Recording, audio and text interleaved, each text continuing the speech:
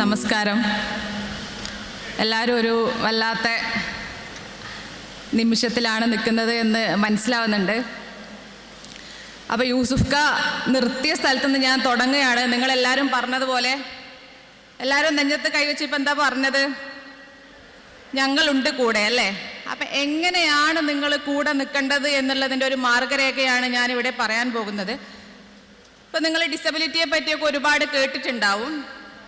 എന്താണ് disability? Disability എന്ന ഒരവസ്ഥ ഇല്ലാതാക്കാൻ വേണ്ടി നമുക്ക് എന്തൊക്കെ ചെയ്യാൻ പറ്റും, കുട്ടികളുടെ പുനരധിവാസം എങ്ങനെ ചെയ്യാൻ പറ്റുമെന്നൊരു വിഷയത്തെയാണ് ഞാൻ ചർച്ച ചെയ്യുന്നത്. നിങ്ങൾക്കറിയാം, കേരളത്തിൽ 2.2% ആളുകൾ പല രീതിയിലുള്ള ഭിന്നശേഷിയാൽ ബുദ്ധിമുട്ടുന്നുണ്ട്. അതിൽ തന്നെ നമ്മുടെ കുട്ടികളുടെ കണക്കെടുത്ത് നോക്കുകയാണെങ്കിൽ 9 ലക്ഷം എന്നാണ് പറയപ്പെടുന്നത്. അതായത് നമ്മളൊരു പഞ്ചായത്തിൽ നോക്കുകയാണെങ്കിൽ 400ഓളം കുട്ടികൾ പല രീതിയിലുള്ള വൈകല്യങ്ങളാൽ ബുദ്ധിമുട്ടുന്നുണ്ട്. ഇതിൽ 15% ആളുകൾക്ക് മാത്രമേ കറക്റ്റായിട്ടുള്ള സേവനങ്ങൾ ലഭിക്കുന്നുള്ളൂ. അപ്പം നിങ്ങൾ ഈ പറഞ്ഞതുപോലെ ഒരു പഞ്ചായത്തിൽ 400 കുട്ടികളുണ്ടെങ്കിൽ അവിടെ ഒരു 60-70 കുട്ടികൾക്ക് മാത്രമേ നല്ല രീതിയിലുള്ള സേവനങ്ങൾ ലഭിക്കുന്നുള്ളൂ. ബാക്കി 300ഓളം കുട്ടികൾ ഈ പറഞ്ഞ സേവനങ്ങൾ ലഭിക്കാതെ ബുദ്ധിമുട്ടുന്നവരാണ്. എന്താണ് ഡിസബിലിറ്റി എന്ന് നിങ്ങൾക്ക് എല്ലാവർക്കും അറിയാം, അല്ലേ? എന്താണ് ഡിസബിലിറ്റി? നമ്മൾ വൈകല്യം എന്ന് പറയുന്ന അവസ്ഥ എന്താണ്? ഞാനൊരു ഉദാഹരണം വെച്ച് നിങ്ങൾക്ക് പറഞ്ഞു തരാം. അതായത് നമ്മൾക്ക് ഒരു പ്രമേഹം എന്ന് പറഞ്ഞൊരു അസുഖം വന്നു. പ്രമേഹം വന്നിട്ട് കാല് മുറിച്ച് കളഞ്ഞ ആൾക്കാരെ നിങ്ങൾ ഒരുപാട് കണ്ടിട്ടുണ്ടാവും. പ്രമേഹ രോഗം വന്നു, കാല് മുറിച്ച് കളഞ്ഞു. ആ കാല് മുറിക്കപ്പെട്ട ഒരവസ്ഥയെയാണ് നമ്മൾ ഇമ്പയർമെൻ്റ് എന്ന് പറയുന്നത്. അതായത് നമ്മുടെ ശരീരത്തിൽ നിന്നും ആ ദിവസം വരെ ഉണ്ടായിരുന്ന ഒരു ഭാഗം നമുക്ക് നഷ്ടപ്പെട്ടു, അല്ലേ? അത് കാരണം നമുക്കൊരു ഇമ്പയർമെൻ്റ് വന്നു, ഒരു അംഗപരിമിതം വന്നു. ആ കാല് മുറിക്കപ്പെട്ടതിന് ശേഷം നമുക്ക് നടക്കാൻ പറ്റുമോ? ഇല്ല. നമ്മുടെ കാര്യങ്ങൾ മറ്റൊരാൾ ചെയ്തു തരേണ്ട ഒരവസ്ഥ വരുന്നു. നമുക്ക് നടക്കാൻ പറ്റുന്നില്ല, നമുക്ക് ജോലിക്ക് പോകാൻ പറ്റുന്നില്ല, മക്കളെ നോക്കാൻ പറ്റുന്നില്ല, കുടുംബത്തിൽ നമ്മൾ ചെയ്യേണ്ട കാര്യങ്ങൾ ചെയ്യാൻ പറ്റുന്നില്ല. അപ്പം ഈ ഒരു അവസ്ഥയെയാണ് നമ്മൾ ഡിസബിലിറ്റി എന്ന പദം കൊണ്ട് ഉദ്ദേശിക്കുന്നത്. ആ ഒരു അവസ്ഥ കാരണം അയാൾക്ക് സമൂഹത്തിൽ ഇടപെടാൻ പറ്റുന്നില്ല, അല്ലേ? സൊസൈറ്റിയിൽ അവർക്ക് ഒരുപാട് ബുദ്ധിമുട്ടുകൾ ഉണ്ടാവുന്നു. ഇത് കാരണം എപ്പോഴും നമ്മൾ മനസ്സിലാക്കേണ്ട ഒരു കാര്യം, ഒരു ഡിസബിലിറ്റി എന്ന് പറയുന്നത് നമ്മളൊരു ആളുടെ ഒരു ഫിസിക്കൽ പ്രശ്നമായിട്ട് മാത്രമാണ് കൂടുതൽ ആൾക്കാർ മനസ്സിലാക്കുന്നത്. പക്ഷെ അങ്ങനെയല്ല. ആ ഒരു വ്യക്തിക്ക് ഉണ്ടാകുന്ന മാനസികമായിട്ടുള്ള പ്രശ്നങ്ങൾ, സാമ്പത്തികമായിട്ടുള്ള പ്രശ്നങ്ങൾ, കുടുംബത്തിൽ അവരുടെ ഫാമിലിയിൽ ഉണ്ടാകുന്ന പ്രശ്നങ്ങൾ, സമൂഹത്തിൽ ഉണ്ടാകുന്ന പ്രശ്നങ്ങൾ, ഇത്രയും ഒരു ആസ്പെക്റ്റ് ആ ഒരു ഡിസബിലിറ്റി എന്ന് പറഞ്ഞൊരു ടേമിനുണ്ട്. നിങ്ങൾക്ക് മനസ്സിലായി കാണുമെന്ന് പ്രതീക്ഷിക്കുന്നു. അപ്പോൾ നമുക്കിനി നോക്കാം, നമ്മളിനി ചർച്ച ചെയ്യുന്നത് എങ്ങനെയാണ് തണൽ ഇതിനെ അഡ്രസ്സ് ചെയ്യുന്നത് എന്നുള്ളതാണ്. അപ്പോൾ തണലിൻ്റെ കാര്യങ്ങൾ പറയുകയാണെങ്കിൽ, തണലിൽ നിങ്ങൾക്കറിയാം ഏർലി ഇൻ്റർവെൻഷൻ സെൻറ്റേഴ്സ് ഉണ്ട്, അതുപോലെ സ്പെഷ്യലിസ്റ്റ് സ്കൂളുകളുണ്ട്, വൊക്കേഷണൽ ട്രെയിനിങ് ഉണ്ട്. അപ്പോൾ കുട്ടികൾക്ക് വേണ്ടി തണൽ ഇത്രയും കാര്യങ്ങളാണ് കാര്യമായിട്ട് ചെയ്യുന്നത്. ഏർലി ഇൻ്റർവെൻഷൻ കൊണ്ട് നമ്മൾ എന്താണ് ഉദ്ദേശിക്കുന്നത്? അതായത് ഒരു കുട്ടി ജനിച്ച് വീഴുന്ന സമയത്ത് തന്നെ ആ കുട്ടിക്ക് വൈകല്യങ്ങൾ ഉണ്ടാവാൻ സാധ്യത കൂടുതലുള്ള കുട്ടിയാണോ എന്നുള്ളത് മനസ്സിലാക്കുന്നു. അതിനുള്ള ഒരു സ്ക്രീനിങ് പ്രോഗ്രാം നമ്മൾ 5 വയസ്സ് വരെ ആ കുട്ടികൾക്ക് ഏതെങ്കിലും രീതിയിലുള്ള വൈകല്യങ്ങൾ ഉണ്ടോ എന്ന് നേരത്തെ കണ്ടുപിടിക്കുന്നു. അതിനുള്ള ചികിത്സ നമ്മൾ കൊടുക്കുന്നു. അത് നമ്മളൊരു ടീം വർക്കായിട്ടാണ് ചെയ്യുന്നത്. ഡോക്ടേഴ്സ് ഉണ്ടാവും, തെറപ്പിസ്റ്റ് ഉണ്ടാവും, സോഷ്യൽ വർക്കേഴ്സ് ഉണ്ടാവും. ജനിച്ചത് മുതൽ 5 വയസ്സ് വരെ നമ്മൾ ഏർലി ഇൻ്റർവെൻഷൻ സർവീസസിലൂടെ ആ കുട്ടികളെ 5 വയസ്സാകുമ്പോഴത്തേക്കും അവരുടെ സ്വന്തം കാര്യങ്ങൾ ചെയ്യാനും അതുപോലെ റെഗുലർ സ്കൂളിലേക്ക് പോകാനും നമ്മൾ സജ്ജരാക്കുന്നു. 5 വയസ്സ് മുതൽ 18 വയസ്സ് വരെ അവർ സാധാരണ സ്കൂളുകളിൽ അവരുടെ സമപ്രായക്കാരോടൊപ്പം പഠിക്കുന്നു. അതിനുശേഷം ആവശ്യമുള്ള കുട്ടികൾക്ക് നമ്മൾ വൊക്കേഷണൽ ട്രെയിനിങ്, അതായത് അവരുടെ സ്കിൽ, നൈപുണ്യ പരിശീലനത്തിലൂടെ അവരെ സാമ്പത്തികമായിട്ട് നമ്മൾ ശാക്തീകരിക്കുന്നു. അപ്പം നമ്മുടെ തണലിൻ്റെ ഒരു യാത്ര എന്ന് പറയുന്നത് ഇദ്രീസ് ഡോക്ടർ പറഞ്ഞ് നിങ്ങളെല്ലാവരും കേട്ടിട്ടുണ്ടാവും. 2010 വടകരയിൽ നമ്മൾ സ്പെഷ്യൽ സ്കൂൾ ആരംഭിക്കുന്നത്. സ്പെഷ്യൽ സ്കൂളുകൾ ആരംഭിച്ച് കുറച്ച് മുന്നോട്ടേക്ക് പോയപ്പോൾ മനസ്സിലായ ഒരു കാര്യം, സ്പെഷ്യൽ സ്കൂളുകളല്ല വേണ്ടത്, മറിച്ച് ഈ കുട്ടികളെ സാധാരണ സ്കൂളിൽ പഠിക്കാൻ പോവാൻ നമ്മൾ സജ്ജരാക്കണം. അപ്പോൾ അതിന് നമ്മൾ ഈ കുട്ടികളുടെ കാര്യത്തിൽ ഏതോ ഒരു അർത്ഥത്തിൽ കുറച്ചും കൂടെ നേരത്തെ നമ്മൾ ഇടപെടണം, അല്ലേ? അങ്ങനെ നേരത്തെ ഇടപെടണം എന്നുള്ള തോന്നൽ വരികയും ചൈൽഡ് ഡെവലപ്മെൻറ്റ് സെൻറ്റേഴ്സ്, നമ്മൾ ഒരു തെറപ്പിസ്റ്റും കുട്ടികൾ സ്പെഷ്യൽ എഡ്യൂക്കേറ്ററായിട്ട് കുട്ടികൾക്കുള്ള പരിശീലനങ്ങൾ കൊടുക്കുക, അവരെ 5 വയസ്സാകുമ്പോഴത്തേക്ക് സ്കൂളിലേക്ക് പോകാൻ സജ്ജരാക്കുന്ന രീതിയിലുള്ള ചൈൽഡ് ഡെവലപ്മെൻറ്റ് സെൻറ്റേഴ്സ് നമ്മൾ ആരംഭിച്ചു. അത് തുടങ്ങിക്കഴിഞ്ഞപ്പോൾ മനസ്സിലായ ഒരു കാര്യം, ചൈൽഡ് ഡെവലപ്മെൻറ്റ് സെൻറ്റേഴ്സ് അല്ല നമുക്ക് വേണ്ടത്, അതിലും നേരത്തെ തന്നെ നമ്മുടെ കുട്ടികളുടെ കാര്യങ്ങൾ ഇടപെടണം. അതിൻ്റെ ഭാഗമായിട്ടാണ് ഏർലി ഇൻ്റർവെൻഷൻ സെൻറ്റർ എന്ന് പറഞ്ഞ ഒരു കൺസെപ്റ്റ് ഡെവലപ്പ് ചെയ്തത്. അതിലേക്ക് നമ്മൾ ടീമിലേക്ക് ഡോക്ടേഴ്സ് വന്നു, അതുപോലുള്ള ഡിഫറെൻ്റ് ആയിട്ടുള്ള multi disciplinary team, occupational therapist, speech therapist, psychologist എന്നിവരെല്ലാം ആ ഒരു ടീമിലെ അംഗങ്ങളാണ്. ഏർലി ഇൻ്റർവെൻഷൻ 2019 തുടങ്ങി. അതിനുശേഷം നമ്മൾ മനസ്സിലാക്കിയ ഒരു കാര്യം, നിങ്ങൾക്ക് തന്നെ അറിയാം, ഈ പുനരധിവാസം അല്ലെങ്കിൽ ഈ റീഹാബ് മേഖലയിൽ ഒരുപാട് രീതിയിലുള്ള അഡ്വാൻസ്മെൻറ്റ് നടക്കുന്നുണ്ട്. അപ്പോൾ എല്ലാ രീതിയിലുള്ള ടെക്നോളജീസും സമൂഹത്തിൽ സാമ്പത്തികമായിട്ട് എല്ലാ അവസ്ഥയിലുള്ള ആൾക്കാർക്കും ലഭിക്കണം എന്ന ഒരു തീരുമാനത്തിലാണ് തണൽ കുറച്ചും കൂടി അഡ്വാൻസ്ഡ് ആയിട്ടുള്ള റീഹാബ് സെൻറ്റേഴ്സ്, അതായത് super speciality early intervention centre കോഴിക്കോടും കണ്ണൂരും ആരംഭിച്ചത്. നിങ്ങൾ കുറച്ച് ആൾക്കാരെങ്കിലും അത് കണ്ടിട്ടുണ്ടാവും എന്നുള്ളത് ഞാൻ പ്രതീക്ഷിക്കുന്നു. ഏർലി ഇൻ്റർവെൻഷൻ നമ്മൾ നേരത്തെ പറഞ്ഞതുപോലെ ജനിച്ചു വീഴുന്ന കുട്ടികളിൽ എത്രയും നേരത്തെ നമ്മൾ വൈകല്യങ്ങൾ കണ്ടെത്താൻ പറ്റുന്നുവോ അത്രയും നേരത്തെ നമ്മൾ അവർക്കുള്ള ഇടപെടലുകൾ നടത്തി കഴിഞ്ഞാൽ അവരുടെ കാര്യങ്ങൾ ചെയ്യുന്നതിലും സ്കൂളിൽ പോകുന്നതിലും വളരെ നേരത്തെ തന്നെ നമുക്ക് മാറ്റങ്ങൾ വരുത്തി അവരെ സമൂഹത്തിലേക്ക് കൈപിടിച്ചുയർത്താൻ നമ്മൾ ഓരോരുത്തരെയും കൊണ്ടും സാധിക്കും എന്നുള്ളതാണ് നമ്മൾ തണലിൻ്റെ പ്രവർത്തനങ്ങളിലൂടെ തെളിയിച്ചിട്ടുള്ളത്. നമ്മൾ നേരത്തെ പറഞ്ഞതുപോലെ കുറച്ച് അഡ്വാൻസ്ഡ് ആയിട്ടുള്ള ഹൈഡ്രോ തെറാപ്പി, വിർച്വൽ റിയാലിറ്റി ഇതുപോലുള്ള കാര്യങ്ങളും നമ്മൾ പുതുതായിട്ട് തുടങ്ങിയ സെൻറ്ററിൽ ആരംഭിച്ചിട്ടുണ്ട്.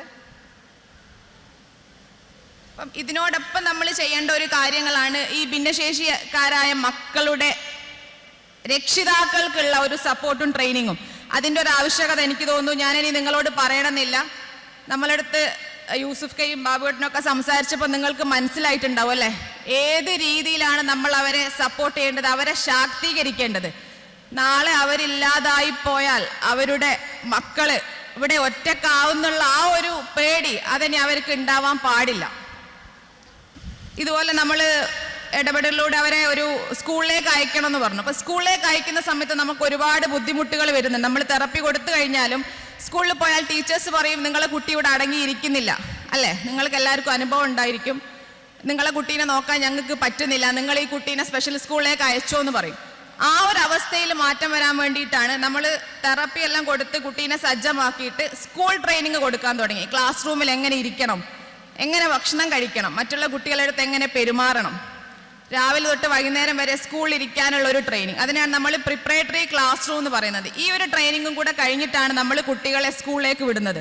അതിനോടൊപ്പം നമ്മൾ അവരുടെ രക്ഷിതാക്കൾക്കുള്ള ട്രെയിനിങ് കൊടുക്കും. ഏത് സ്കൂളിൽ നിന്നും അവർ അഡ്മിഷൻ തരില്ല എന്ന് പറഞ്ഞു കഴിഞ്ഞാൽ അവർ പറയണം 5 വയസ്സായ എൻ്റെ കുട്ടിക്ക് കേരളത്തിൽ ഏത് സ്കൂളിലും അഡ്മിഷൻ ലഭിക്കാനുള്ള ഒരു അവകാശം അല്ലെ, റൈറ്റ് ഫോർ എഡ്യൂക്കേഷൻ എന്ന് പറയാം, അതെൻ്റെ കുട്ടിക്കുണ്ട്. അത് നിങ്ങൾ തരാത്ത പക്ഷം ഞാൻ ലീഗലി മൂവ് ചെയ്യും.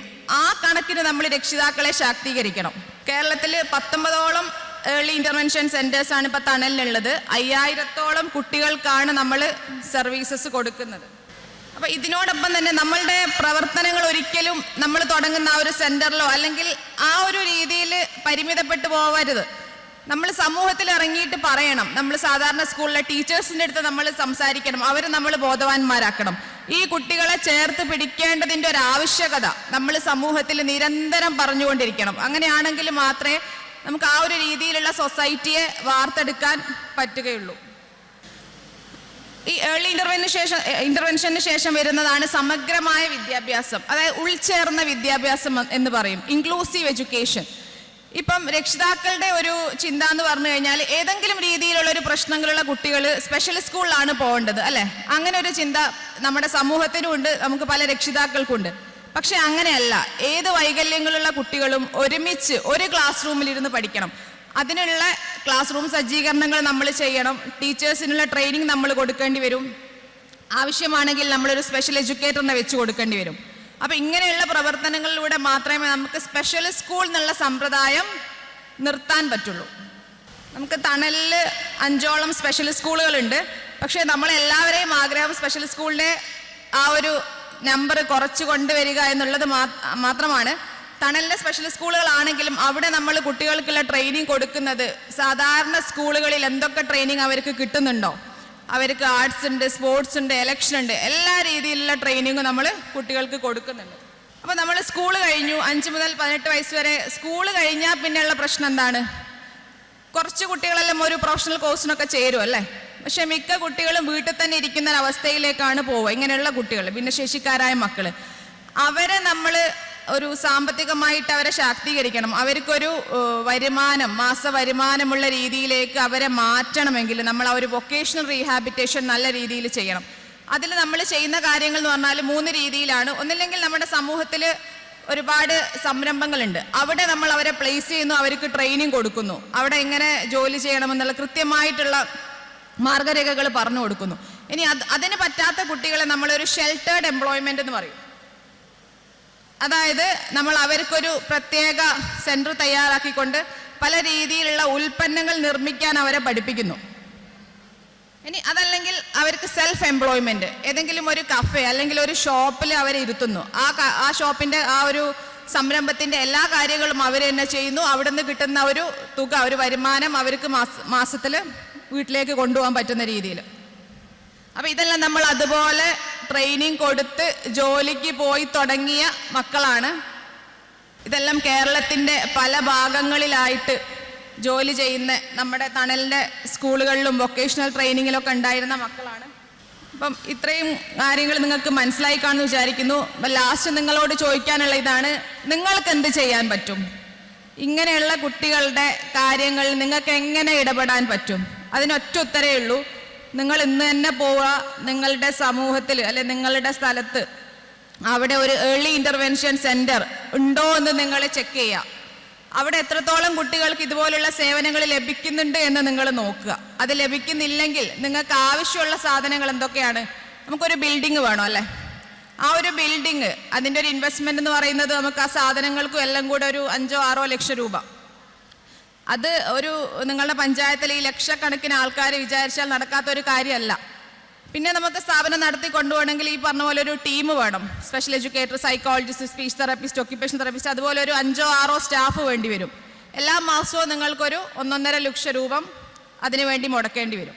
പക്ഷെ അതുകൊണ്ട് നിങ്ങൾക്ക് കിട്ടുന്ന ഒരു റിസൾട്ട് എന്താണെന്നുള്ളത് നിങ്ങൾക്ക് ഈ പരിപാടിയിൽ കൂടി തന്നെ മനസ്സിലായി കാണുന്ന വിചാരിക്കുന്നു. ഞാൻ അത് പറഞ്ഞു തരേണ്ട ആവശ്യമില്ല അല്ലേ? നമ്മൾ നേരത്തെ പറഞ്ഞതുപോലെ നമ്മളുടെ നാട്ടിലുള്ള ഒരു കുട്ടിയെയും നമ്മൾ ഇനി സ്പെഷ്യൽ സ്കൂളിലേക്ക്, ബാക്കി നിങ്ങളാണ് പൂരിപ്പിക്കേണ്ടത്, സ്പെഷ്യൽ സ്കൂളിലേക്ക് വിടുന്നില്ല. ഭിന്നശേഷിക്കാരായ കുട്ടികളുടെ പാരൻസ്, രക്ഷിതാക്കൾ, ഇപ്പം ലാസ്റ്റ് 2 കൊല്ലം കൊണ്ട് കേരളത്തിൽ 25ഓളം രക്ഷിതാക്കളാണ് ജീവനൊടുക്കിയത്. അതായത് അവരുടെ കാലശേഷം മക്കൾ എന്ത് ചെയ്യും, മക്കളെ ആര് നോക്കുമെന്നുള്ള ആ ഒരു ആദി കൊണ്ട് മക്കളെ കൊന്നിട്ട് അതിന് ശേഷം രക്ഷിതാക്കൾ ജീവനൊടുക്കുകയാണ്. അങ്ങനെ ഒരു അവസ്ഥ നമുക്കൊന്ന് ആലോചിക്കാൻ പറ്റുന്നുണ്ടോ? അങ്ങനെ ഒരു രക്ഷിതാവിന് ഒരു ആദി ഉണ്ടാവാൻ പാടില്ല അല്ലേ? നമ്മൾ അവിടെ ചേർത്ത് പിടിക്കണം. Thank you.